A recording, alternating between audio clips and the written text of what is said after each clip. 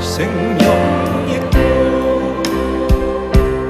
피었네 율매 졌네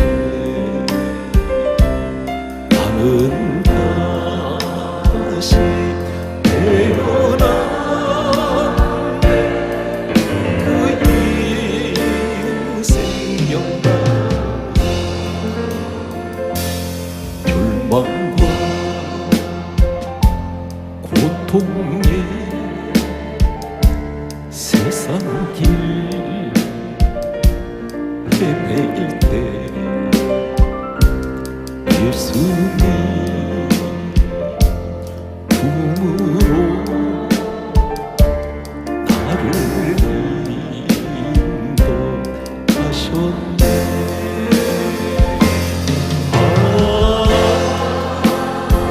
생명의 꽃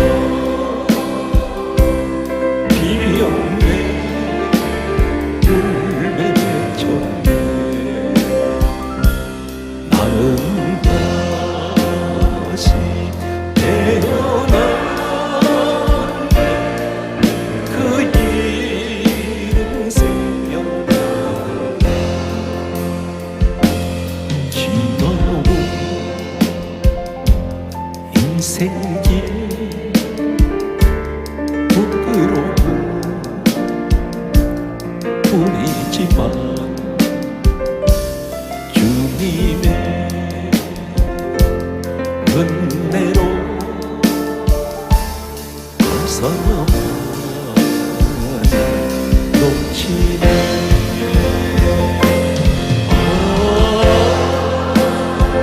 생명의 꽃 피었네 율매 졌네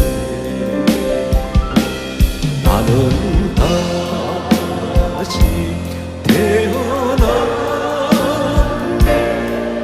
그 이은 생명과 발걸음은 언제나 주를 향해 걸었으나 나의 누운 길은 세상을 향하였네. 주님이 설겠다고 맹세한 나의 고백 바람결에 날 이어 흩어져 버렸네. 나를 주여 이 죄에 용서하소서. 이제는 그 사랑 이 세상 끝날까지 불순종한 내 모습을 생각하지 않고서 외로울 때 세상만을 원망하고 살았네. 우리 주님 아픈 가슴 안중에도 없었으니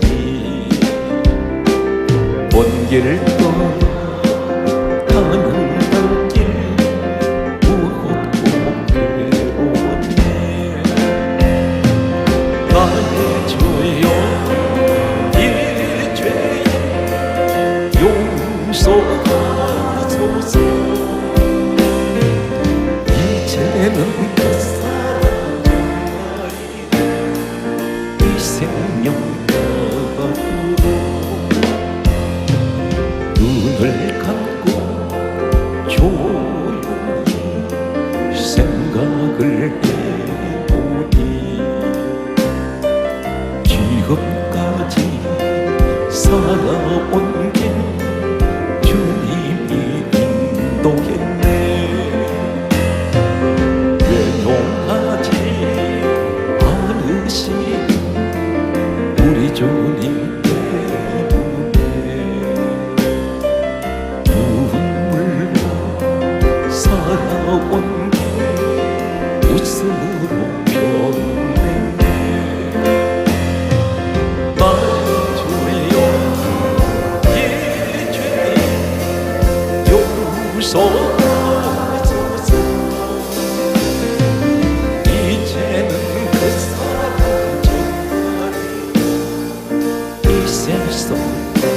끝까지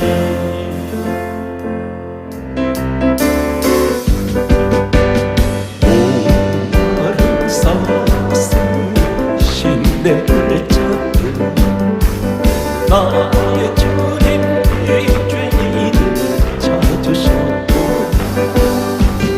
영을 위해 생명까지 목전했어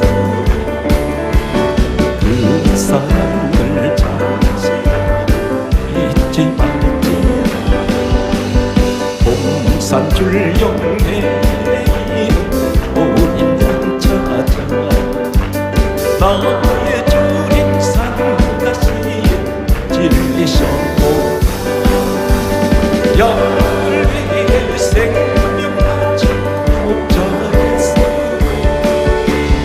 그 사랑을 잠시 잊지 말지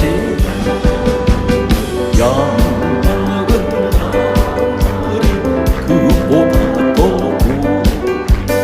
길 잃은 하루마리양 사랑해도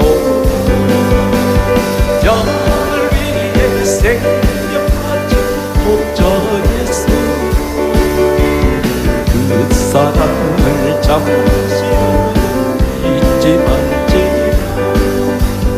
목자는 어린 양의 그 소리 알고 참나는 목자는 소양이 알고 영을 위해 생명까지 목전했어 그 사랑을 잠시 잊지 말지 우리 목전 내 주 예수 이 몸 끝사 푸른 초장 물가로 인도하소서 영을 위해 할렐루야 주여 그 사랑을 잠시 잊지 말지 예수 십자가에 그린 피로써 그대는 쉽게 없는데 뜨거운 죄에 가는 능력을 그대는 참지 않는데 예수의 보혈로 그대는 쉽게 없는데 마음속에 영원한 죄는 깨끗이 쉽게 없는데 주 예수와 바깥으로 늘아 그대는 행복을 누린다 아무 때에 나는 어디든지 그대 십자가 붙들고 있는다 예수의 보혈로 그대는 쉽게 있는다 마음속에 영원한 죄가 깨끗이 쉽게 있는다 주님 예수 다시 올 때 그대 영정말 회복이 있는다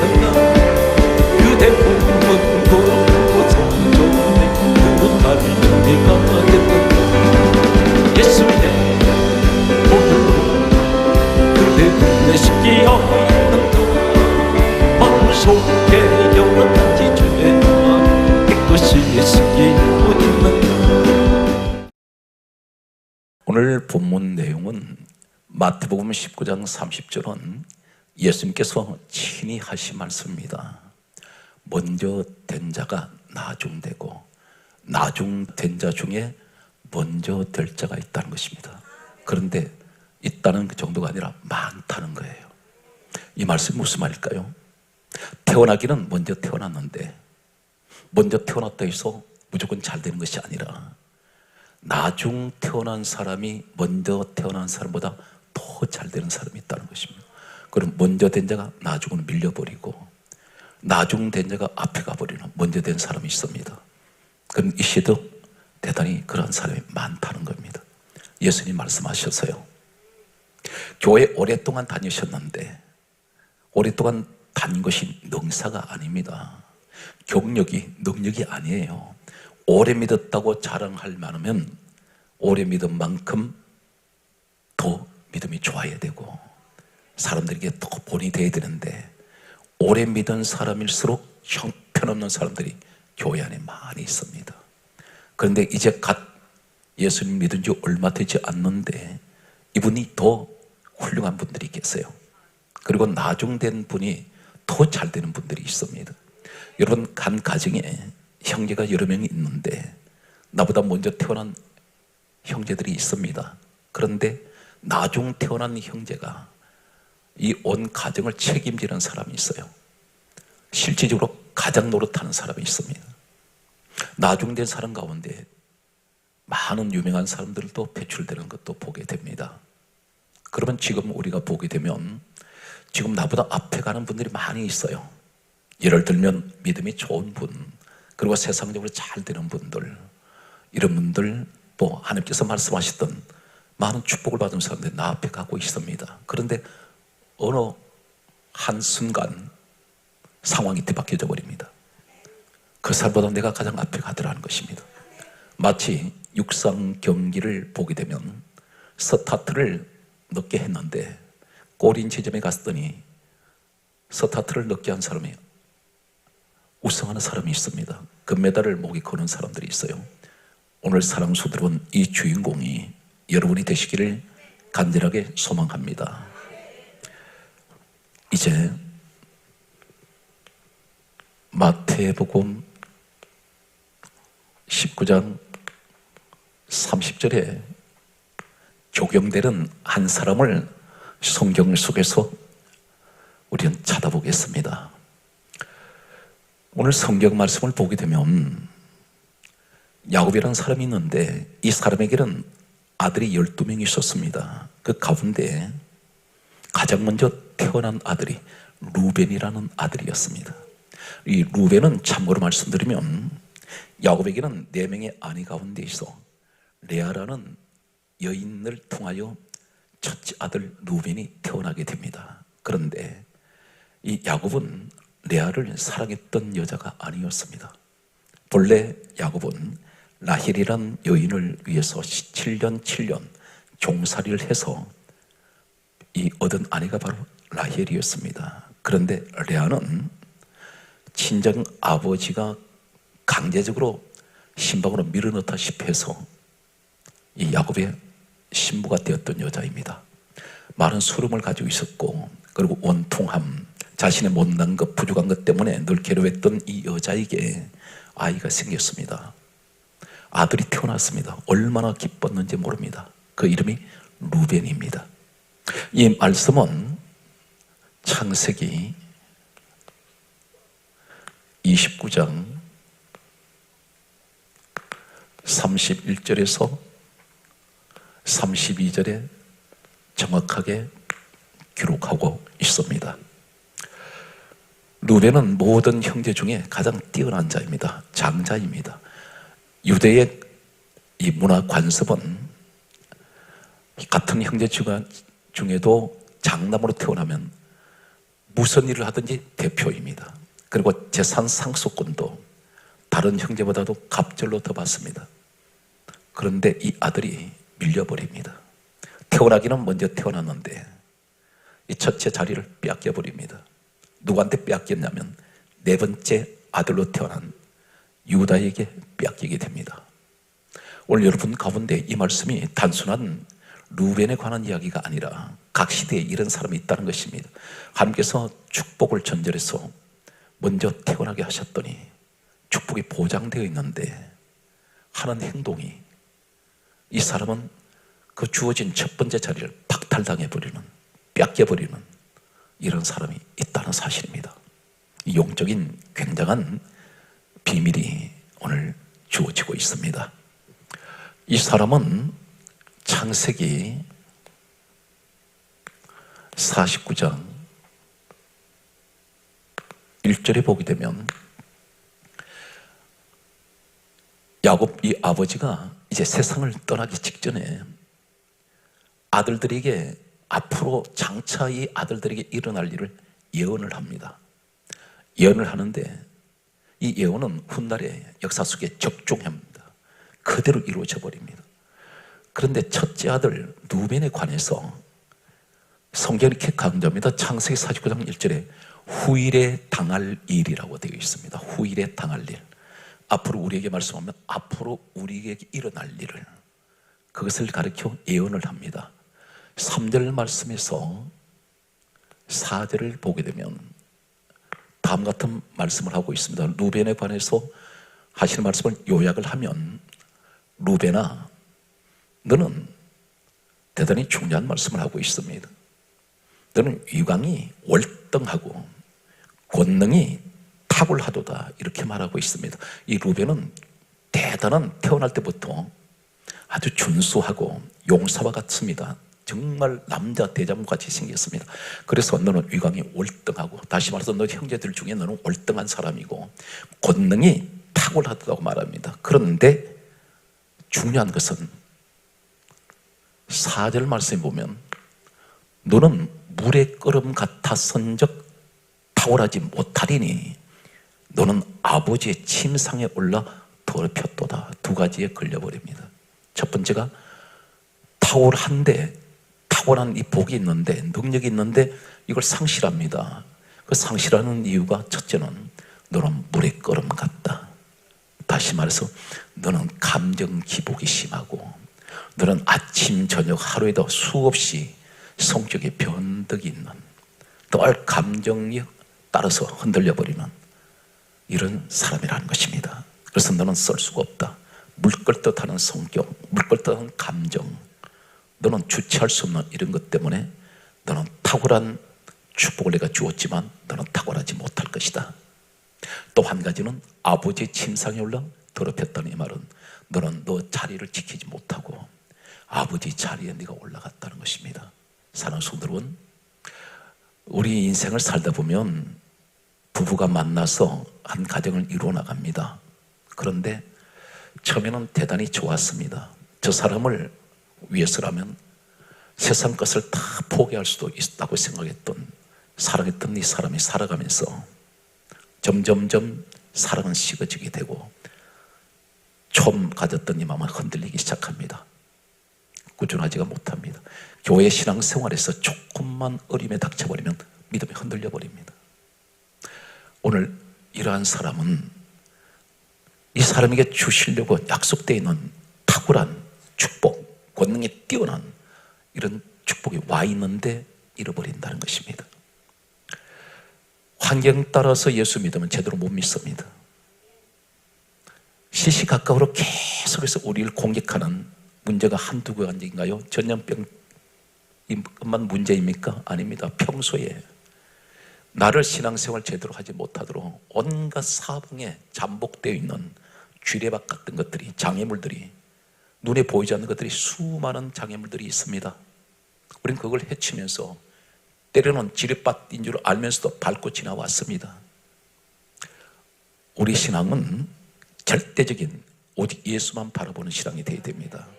환경 따라 예수 믿으면 안 됩니다. 감정 따라 예수 믿으면 안 됩니다. 교회 안에 왔을 때에 다 내 편인가요? 다 나를 위로해 주는 사람입니까? 아닙니다. 칼퀴는 사람들, 헐뜯는 사람들, 넘어뜨리려고 하는 사람들, 칭찬보다는 오히려 비난하는 사람, 나를 시험에 들게 하는 사람들, 사방에 내가 어쩌면 포위되어 있는 것 같습니다. 교회 와서 누구한테 위로받아야 됩니까? 사람에게 위로받으려 하지 마세요. 주님께 위로받아야 돼요. 오늘 이 루벤이란 사람은 결국은 이 자리를 빼앗기게 됩니다. 성경은 계속해서 후세에 이 사람이 어떻게 됩니까? 성경 말씀을 보게 되면 출애굽기 28장 15절의 말씀을 보게 되면,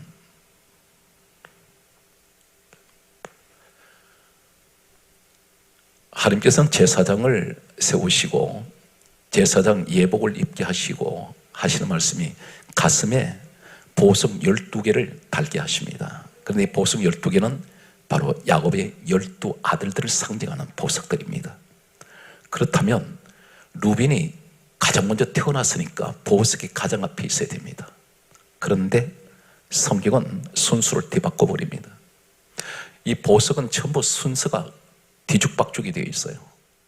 태어난 순서대로 되어 있지 않습니다. 17절에 보게 되면 첫 번째 보석이 나오는데 홍보석이 나옵니다. 홍보석. 이 홍보석이 바로 네 번째 아들, 이 야곱의 네 번째 아들 유다가 첫 번째 보석 자리에 오게 됩니다. 이 아들을 통해서 메시아 예수 그리스도께서 오시는 주님의 육신의 혈통이 됩니다. 그러면 루벤은 어디로 갔습니까? 18절에 보게 되면 18절에는 성류석이 나옵니다. 네 번째 보석 성류석. 이 성류석을 지금으로 말씀드리면 에메랄드입니다.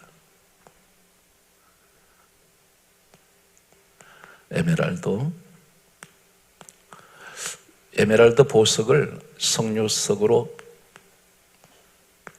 말합니다. 그런데 이 에메랄드 보석이 어떤 색상을 가지고 있냐면 바다 초록색입니다. 에메랄드 이 보석 성류석을 보고 있으면 바다에서 파도가 일렁거리는 모습을 연상하게 됩니다. 무엇을 말하냐면 사람들은 보석 중에 가장 가지기를 꺼려 했던 보석이 성류석 에메랄드입니다. 왜 그러냐면 유대 문화에서 보석 문화에서 내려오는 학설은 이 성류석을 가지면 풍파가 심하다고 믿었습니다. 파도가 일렁거리듯이 안정되지 못하고 불안정해. 그래서 이 보석이 가장 가치가 없습니다. 그리고 이 성류석은 어떤 상징을 가지고 있냐면 환난, 고난, 풍파, 이 세 가지를 얘기할 때 이 보석을 얘기를 합니다. 바로 그것이 뭡니까? 루벤은 성격이 물 끓듯 하는 성격 때문에 첫째가 넷째가 돼버리는 이 사건은 너는 항상 너 성격대로 너 운명이 그렇게 될 것이라는 것입니다. 우리 신앙은 어떤 환경에 놓였든지 흔들리면 안 됩니다. 이단들이 와서 몇 마디 말한다 해서 거기서 흔들려 버린 사람들이 있습니다. 오직 예수님만이 진리인데 다른 진리가 또 있는가? 그렇게 궁금해하는 사람들이 있습니다. 귀가 가렵습니다.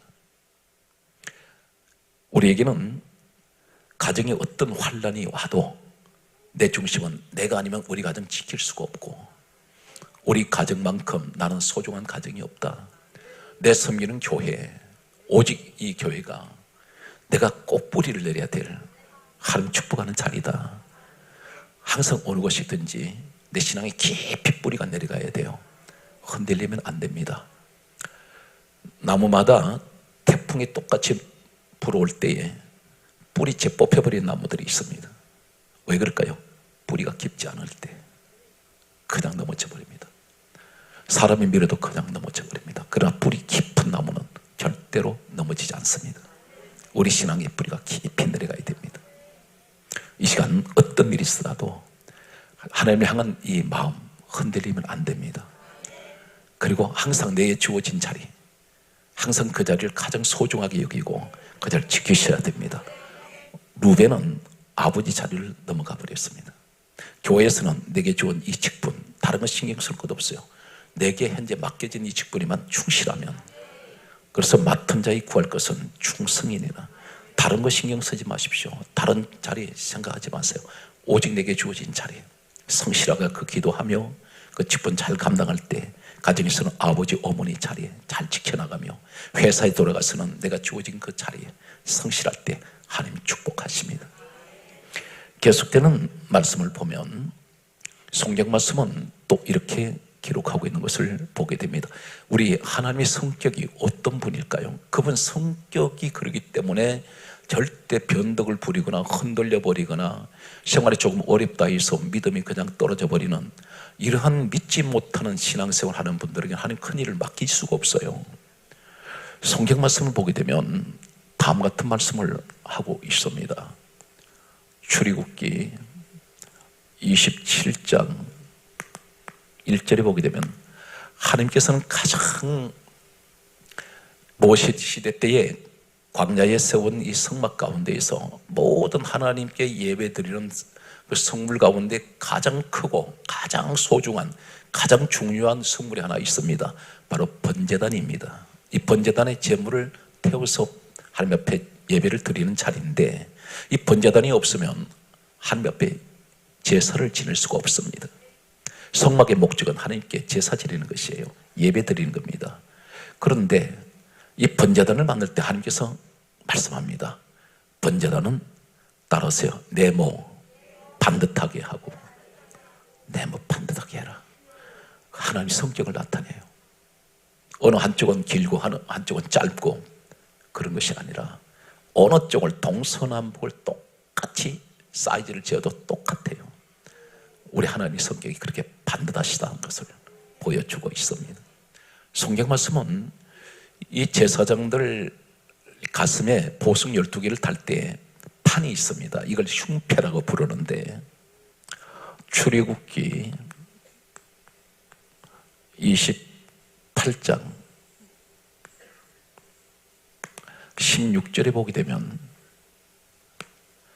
하나님께서 제사장들이 이제 하나님 앞에 예복을 입고 나갈 때에 가슴에 달려있는 이 흉패에 보석 12개가 달리는데, 그 흉패를 따르십니다. 네모 반듯하게 하고, 항상 하나님 앞에 나갈 때 네모 반듯해요. 우리 모습이 되시기 바랍니다. 항상 어떤 환경에 내가 놓일지라도 나는 하나님, 난 절대로 하나님 앞에 내 믿음, 내 신앙은 네모 반듯합니다. 변함이 없는 하나님, 이 사람에게 놀라운 일을 맡기실 것이고 그 일을 시키실 것입니다. 성경 말씀은 계속해서 보게 되면 이제 또 출애굽기 30장 2절에 보면 다음 같은 말씀이 나옵니다. 분향단을 네모 반듯하게 하고, 이 분향단은 계시록 5장 8절과 계시록 8장 3절 이하에 보게 되면 향은 성도의 기도라 했습니다. 향이 성도의 기도는, 분향이란 말은 하나님 앞에 향을 피워올리는 것인데, 이것은 곧 오늘날 복음적으로 기도를 의미한다면, 내가 기도할 때 하나님 앞에 내 마음이, 내 신앙이 반듯해야 돼요. 네모 반듯해야 됩니다. 모든 기도가 시작부터 끝까지 오직 예수 그리스도를 위한. 왜 그렇습니까? 하나님께서는 사람을 창조하실 때 목적이 이사야 43장 21절에는 분명히 말씀하십니다. 이 백성은 내가 나를 위하여 지었나니 나를 찬송하게 하려 함이라. 하나님을 위해서 지었다는 겁니다. 그럼 그분을 위해서 살아야 됩니다. 오늘 기도 모든 내용이 주를 위하여, 그게 따라서요 예수 그리스도를 위하여. 오늘 이 자리가 그 축복의 자리가 되시기 바랍니다. 내 마음이 흔들리지 않는 마음이 정확하게 바로 서버리면 잃어버린 것 다 회복되고, 하나님께서 지금까지 상상을 초월하는 나를 들어서시는 이 시대에 여러분이 그 주인공이 될 수가 있습니다. 성경 말씀을 계속해서 여러분에게 소개합니다. 성경 말씀을 보게 되면 잠언서 40장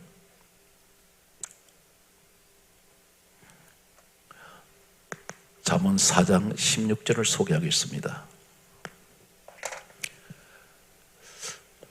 이런 사람이 있어요. 은사도 희한한 은사 받은 사람이 있어요. 잠언 4장 16절에 뭐라고 말씀하냐면, 성경이 이렇게 강조합니다. 이 사람은 사람을 넘어뜨리지 못하면 잠이 오지 않는다 그래요. 사람을 넘어뜨리지 않으면 잠이 오지 않는 사람이 있어요. 이 말이 무슨 말입니까? 이 사람은 항상 머릿속에 남 시험 들 것만 생각하는 거예요. 어떻게 하면 저 사람 넘어뜨리지? 어떻게 하면 저 사람 완전히 엎어버리지? 어떻게 하면 저 사람 비방할 수 있을까? 비판할 수 있을까? 남 죽이는 것만 생각합니다. 넘어뜨리는 것만 생각해요. 이것 때문에 잠을 못 자는 사람이 있다는 것입니다. 성경 말씀을 여러분에게 계속해서 소개합니다. 시편 89편 34절에 보게 되면 하나님께서 하시는 말씀은 변하지 않습니다. 몇 천년이 가도 변하지 않아요. 그 말씀이 어디 있습니까? 성경에 있잖아요. 이 말씀 그대로 믿어버리면 내게 믿는 자에게 주시는 거예요. 그 말씀은. 여러분 믿음 하는데 그 믿음이 어디서 와요? 당신이 혼자 만든 것이 믿음이 아니에요. 이게 어디서 옵니까? 로마서 10장 17절에 믿음은 말씀에서 와요. 말씀을 믿는 것이 믿음입니다. 그래서 성경 기록된 이 말씀을 수천 년 전에 이 사건이 기록된 이 말씀이 내가 그 말씀 그대로 믿어버렸더니 나한테 그 축복이 오더라는 거예요. 이것이 놀라운 사람의 상식으로는 이해할 수 없는 일이 일어난다는 것입니다. 오늘 여러분들 가운데 이 주인공이 되십시오. 신명기 5장 32절에는 다음 같은 말씀을 하고 있습니다. 너는 좌우나 우루나 치우치지 마라. 어느 쪽으로 휩쓸리지 마세요. 사람을 만나보면 영분별을 할 수 있습니다.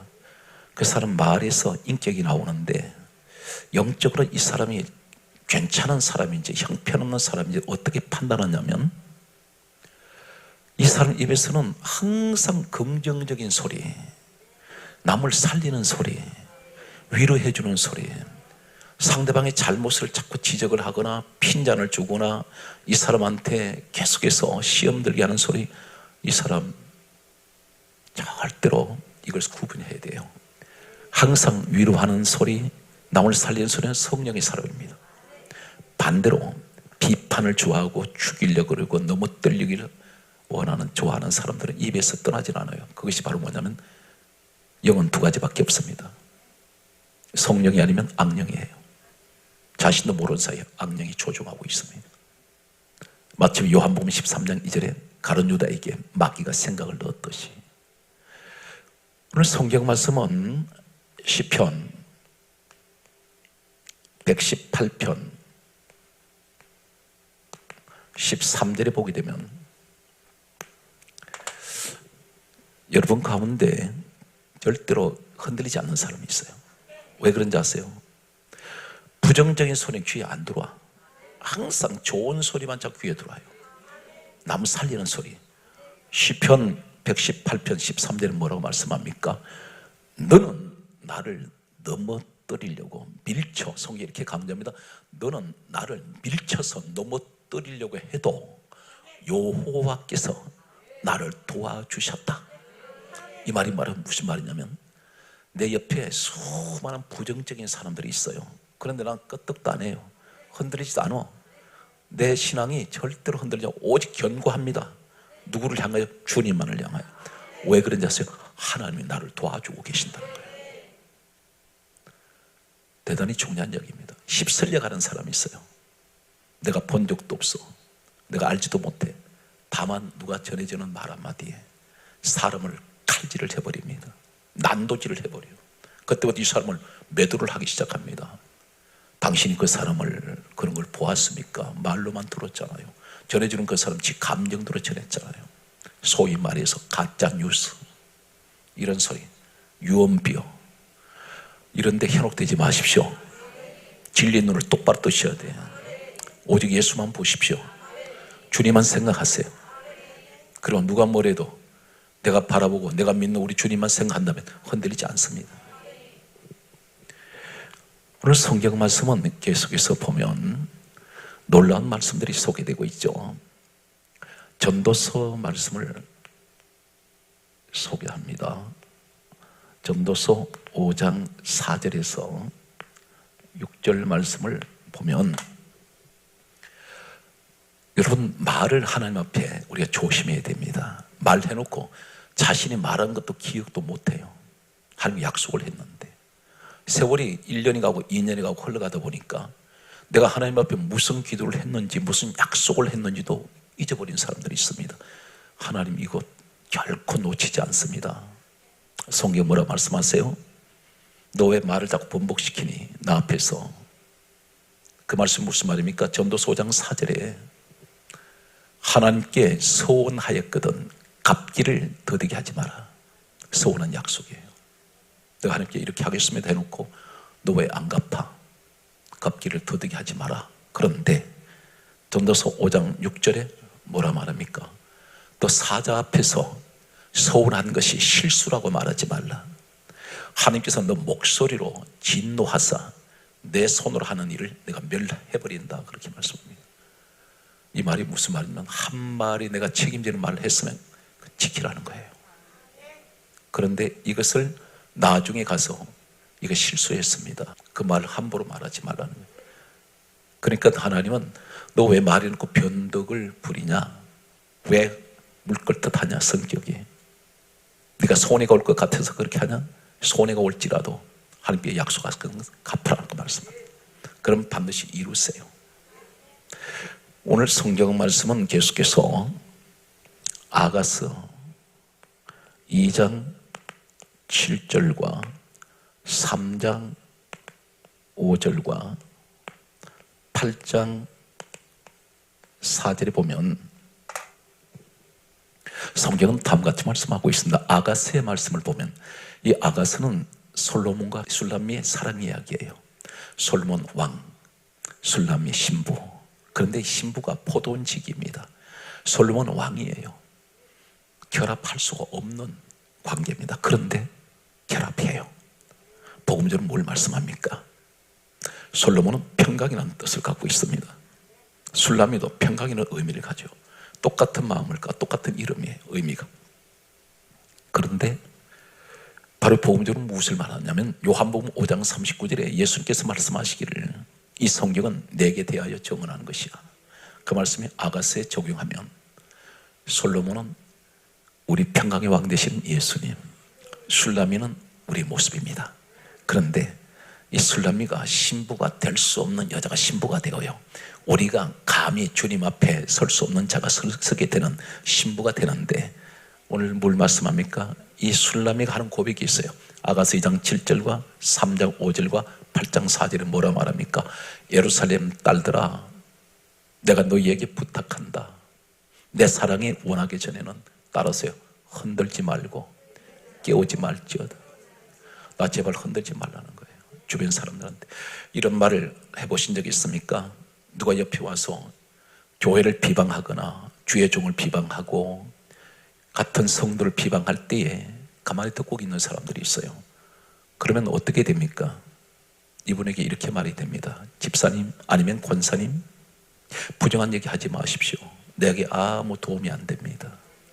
나는 지금 열심히 신앙생활 잘하고 있는데 나 흔들지 마세요.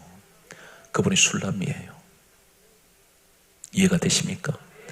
우리는 부정한 소리는 길을 막아버려야 돼요. 나를 병들게 하니까. 그리고 설령 교회가 어떤 문제점이 보이면 기도하십시오. 교회는 하나님 집이기 때문에 우리 하나님께서 은혜 가운데 다 정리하세요. 내가 뭘 하려면 안 됩니다. 반드시 말썽납니다. 문제가 일어나요. 누군가는 상처를 받게 됩니다. 그러나 이 문제를 내 눈에 보이면 기도하면 하나님의 은혜 가운데 어느 누구도 다치지 않고 시험 들지 않게 해서 하나님께서는 은혜 가운데 해결하세요. 다만 그 시간이 하나님께서 때에 맞춰서 일을 하실 것입니다. 성경은 계속해서 이사야 17장 6절은 이렇게 말씀합니다. 감람나무 흔들 때에 오늘 이 말씀이 나와요. 감람나무 흔들 때에 가장 높은 가지에 과일 2, 3개가 남겠고 성경 계속해서 말씀합니다. 이사야 17장 6절에 말씀하시기를 무성한 나무에 먼 가지에 과일 4, 5개가 남겠고 이 말이 무슨 말인지 아십니까? 마지막 때는 흔들어대는 시대예요. 신앙을 다 흔들어댑니다. 흔들어댈 때 다 떨어지고 남은 과일이 몇 개 안 남았어요. 3개, 4개 남았어요. 이것이 뭡니까? 예수님 말씀하실 때 인자가 세상에 다시 올 때 너희에게 믿음을 보겠느냐. 믿음을 완전한 믿음 가진 사람이 많지 않다는 겁니다. 그러면 나를 흔들어대는, 계속해서 안정되지 못하게 하는, 왜 그럴까? 이것이 영적으로 봤더니 어디서 옵니까? 교회 안에 껍데기 같은 사람들을 심어놓은 자가 있단 말입니다. 우연히 껍데기가 아니에요. 우연히 가라지가 아니에요. 가라지는 진짜 알곡이 아니잖아요. 마태복음 13장 39절과 41절, 그리고 누가복음 4장 35절에, 마태복음 13장 39절에 따라서 가라지를 뿌린 원수는 마귀요. 여러분, 교회 안에 가라지가 있죠. 가라지 역할하는 사람들, 이 가짜란 말이에요. 누가 뿌려놔서? 마귀가 뿌려놨대. 마귀가 교회에다 박아놔버렸어. 마귀가 거기다 심어놨어. 나는 성령 사람인 줄 알았더니 알고 보니 이게 가라지네. 이 가라지 역할은 뭐 하는 겁니까? 가라지는요, 알곡의 뿌리를, 눈에 보이질 않아. 그 은의 뿌리를, 영양분을 빨아먹어요. 그러니까 빨아먹으니까 어때요? 알곡이 죽어버려. 너무나 제가 볼 때는 신기합니다. 교회 안에 가라지 같은 데가 붙으면요, 그 알곡성도 옆에 있다 보면 알곡성도 같이 시험이 들더라고요. 그런데 이 가라지는 알곡 뿌리에, 땅 밑에서 뿌리를 감아요. 거기서 빨아먹고 사는데, 바로 이 가라지 역할이 뭐냐면 알곡 병들게 하고 죽이는 일합니다. 다시 말해, 이것이 가짜야. 왔다 가든지 교회는 무너뜨리고 성도 시험 들게 하고, 이게 누구예요? 마귀가 하는 일이에요. 여기 그 성경에 나옵니다. 41절에, 마태복음 13장 41절에 보면 두 가지를 해요. 따라서 넘어지게 하는 것, 그게 또 따라서 불법을 행하는 것. 그걸 하나님 말씀을 정면으로 공격합니다. 말씀들을 믿지 마라. 그 말씀 외에도 구원이 있어. 이런 사람들, 이게 가라지예요. 그 누가 심었어요? 마귀가. 그런데 성경은 누가복음 4장 35절에 보면 귀신이 하는 일이 그대로 드러납니다. 귀신은 사람을 넘어뜨려요. 성도 신앙을 넘어뜨립니다. 무너지게 해버려요. 기도하는 사람 기도 못하도록 무너뜨려버리고, 예배 열심히 드는 사람 예배 못 드리게 무너뜨려버리고. 이게 누가 하냐면 귀신이 하는데, 귀신은 마귀와 같은 존재예요. 같은 영적 존재들입니다. 그래서 여러분 주변 관리 잘해야 돼요. 왜 그러냐면 내 옆에 이 사람 접근할 때 이분이 은혜로운 사람인가? 어디서 알 수 있냐면 입에서 나오는 말을 들으면 알아요. 다른 분별할 거 없고, 귀신 쫓아내고 무슨 불 끌어내리고 그거 믿지 말고, 중요한 것은 저 사람 인격이 남을 살리는 사람인가. 여기서 중요한 것은요, 누가복음 4장 35절에 귀신은 넘어뜨린 일만 한다면 우리 성령님은 자꾸 세워지는 일을 해요. 사람을 자꾸 세워요. 사람을 격려시켜요. 잘못을 절대 지적하지 않습니다. 오히려 격려하게 하시고 위로하여 주시고 힘을 주셔서 다시 안 넘어지게 하신다. 그런데 귀신 한 일은 멀쩡하게 서 있는 사람까지 넘어뜨려 버립니다. 오늘 여러분 가운데 이런 영 분별하는 믿음의 사람이 되십시오. 오늘 성경 말씀을 계속해서 여러분에게 소개합니다. 성경 말씀을 보게 되면 성경이 이렇게 강조하고 있죠. 고린도전서 10장 12절과 고린도전서 15장 58절 말씀에 보면, 고린도전서 10장 12절에 그게 따라하시겠습니까? 선줄로 생각하는 자는 넘어질까 조심하라. 이 말이 무슨 말이에요? 나 반듯하게 서 있으면 되는데 옆에 누군가가 나 넘어뜨리려고 서 있을 수가 있는 거예요. 그 조심하라는 거예요. 너 선줄로 생각하냐? 너 은혜 생활하고 있지? 서 있습니다. 너 믿음이 견고하지 않네? 네, 서 있습니다. 너 열심히 충성하지 않냐? 네, 서 있어요. 그런데 너 넘어뜨리려고 하는 자가 있다. 그 조심해라. 고린도전서 15장 58절은 우리에게 이렇게 말씀합니다.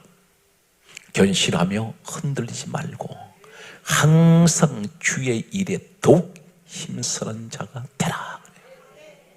견실해야 돼. 끄떡하지 않는다. 흔들리지 말아야 돼. 그리고 항상 주의 일에 더욱 힘쓰는 자가 되어라. 오늘 여러분 그 축복의 주인공 되시기 바랍니다. 야고보서 1장 17절은 이렇게 말씀합니다. 우리 주님은 어떤 분이세요? 변함이 없으시고 회전하는 그림자도 없어요. 그분은 항상 변함이 없으세요. 1000년이 가든 2000년이 가든 세월이 아무리 흘러도 늘 그분은 변함이 없습니다. 변덕은 우리가 부리고 있단 말입니다. 성경 말씀은 계속해서 보게 되면 다음과 같은 말씀을 우리에게 하고 있습니다.